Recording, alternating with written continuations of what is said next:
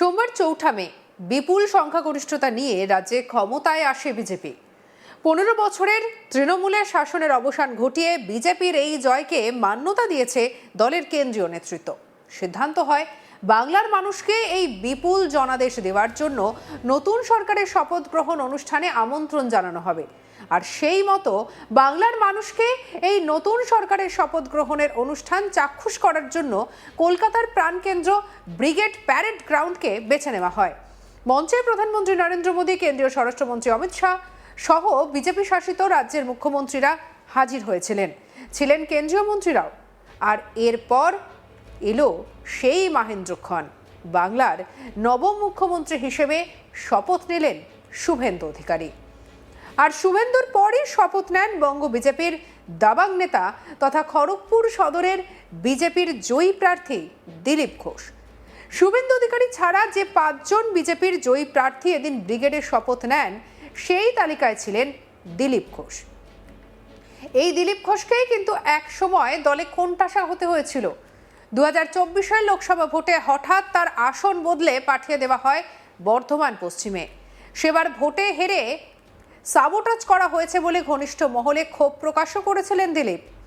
কিন্তু ২০২৬ ভোটটা ছিল বিজেপির কাছে ডু অর ডাই, আর তাই সব দ্বন্দ্বকে ভুলে ফের লাইমলাইটে উঠে আসেন দিলীপ।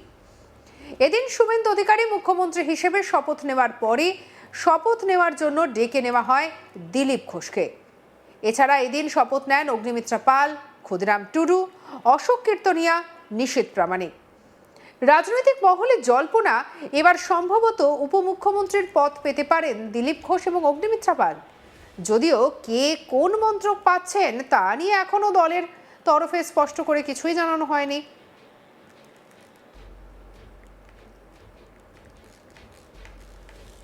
আমি ঈশ্বরের নামে শপথ করিতেছি যে বিধি দ্বারা স্থাপিত ভারতের সংবিধানের প্রতি আমি অকৃত্রিম নিষ্ঠা ও আনুগত্য পোষণ করিব। আমি ভারতের সার্বভৌমত্ব ও অখণ্ডতা রক্ষা করিব। পশ্চিমবঙ্গ রাজ্যের মন্ত্রীরূপে আমার কর্তব্যসমূহ নিষ্ঠাপূর্বক এবং বিবেকসম্মতভাবে নির্বাহ করিব এবং ভয় বা পক্ষপাত, প্রীতি বা বিদ্বেষ রহিত হইয়া সকল শ্রেণীর জনগণের প্রতি সংবিধান ও বিধি অনুসারে ন্যায়াচরণ করিব। আমি শ্রী দিলীপ কুমার ঘোষ ঈশ্বরের নামে শপথ করিতেছি যে পশ্চিমবঙ্গ রাজ্যের মন্ত্রীরূপে যে কোনো বিষয় যাহা আমার বিবেচনার জন্য আনিত হইবে বা আমি জ্ঞাত হইব, তাহা ওই মন্ত্রীরূপে আমার কর্তব্যসমূহের যথাযথ নির্বাহের জন্য যেরূপ আবশ্যক হইতে পারে তদ্ব্যতি রেখে আমি প্রত্যক্ষ বা পরোক্ষভাবে কোনো ব্যক্তি বা ব্যক্তিগণের নিকট জ্ঞাপন করিব না বা প্রকাশ করিব না। আমি শুভেন্দু অধিকারী ঈশ্বরের নামে শপথ করিতেছি যে বিধি দ্বারা স্থাপিত ভারতের সংবিধানের প্রতি আমি অকৃত্রিম নিষ্ঠা ও আনুগত্য পোষণ করিব।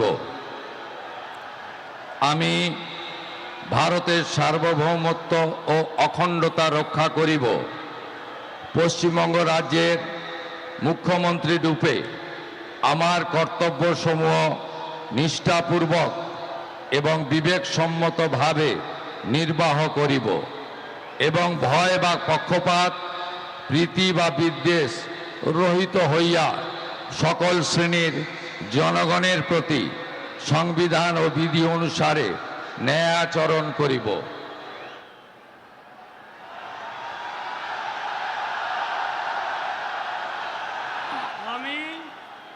সোমবার ৪ মে বিপুল সংখ্যাগরিষ্ঠতা নিয়ে রাজ্যে ক্ষমতায় আসে বিজেপি।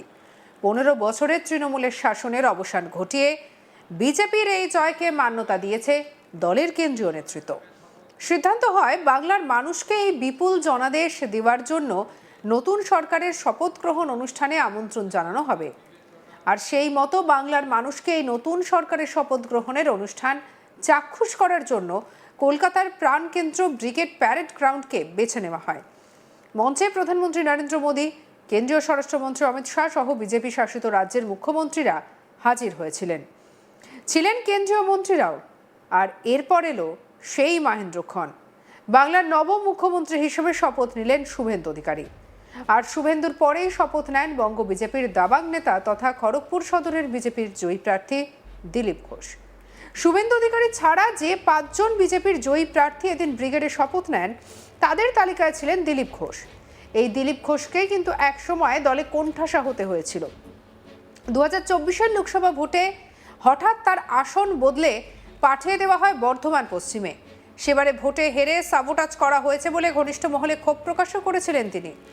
কিন্তু 2026-এর ভোটটা ছিল বিজেপির কাছে ডু অর ডাই। আর তাই সব দ্বন্দ্ব ভুলে ফের লাইমলাইটে উঠে আসেন দিলীপ।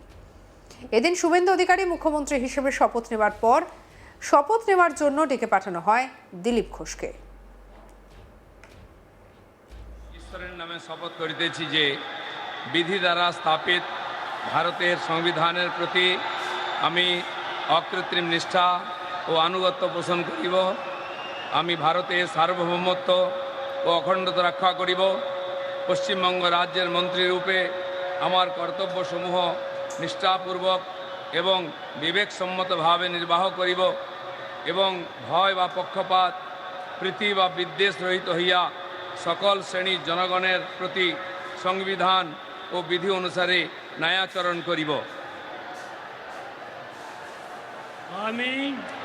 আমি শ্রী দিলীপ কুমার ঘোষ ঈশ্বরের নামে শপথ করিতেছি যে পশ্চিমবঙ্গ রাজ্যের মন্ত্রীরূপে যে কোনো বিষয় যাহা আমার বিবেচনার জন্য আনিত হইবে বা আমি জ্ঞাত হইব, তাহা ওই মন্ত্রীরূপে আমার কর্তব্যসমূহের যথাযথ নির্বাহের জন্য যেরূপ আবশ্যক হইতে পারে তদ্ব্যতি রেখে আমি প্রত্যক্ষ বা পরোক্ষভাবে কোনো ব্যক্তি বা ব্যক্তিগণের নিকট জ্ঞাপন করিব না বা প্রকাশ করিব না।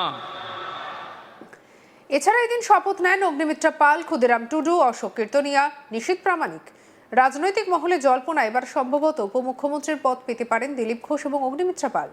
যদিও কে কোন মন্ত্রক পাচ্ছেন তা নিয়ে এখনও দলের তরফে স্পষ্ট করে কিছুই জানানো হয়নি। শপথ গ্রহণের সেই মুহূর্তের দৃশ্য দেখাবো আবার। আমি ঈশ্বরের নামে শপথ করিতেছি যে বিধি দ্বারা স্থাপিত ভারতের সংবিধানের প্রতি আমি অকৃত্রিম নিষ্ঠা ও আনুগত্য পোষণ করিব। আমি ভারতের সার্বভৌমত্ব ও অখণ্ডতা রক্ষা করিব। পশ্চিমবঙ্গ রাজ্যের মন্ত্রীরূপে আমার কর্তব্যসমূহ নিষ্ঠাপূর্বক এবং বিবেকসম্মতভাবে নির্বাহ করিব এবং ভয় বা পক্ষপাত প্রীতি বা বিদ্বেষ রহিত হইয়া সকল শ্রেণীর জনগণের প্রতি সংবিধান ও বিধি অনুসারে ন্যায়াচরণ করিব। সঙ্গে রাখুন আজ তাক বাংলার ইউটিউব চ্যানেলকে। আর অন্যান্য খবরের জন্য সাবস্ক্রাইব করতে ভুলবেন না।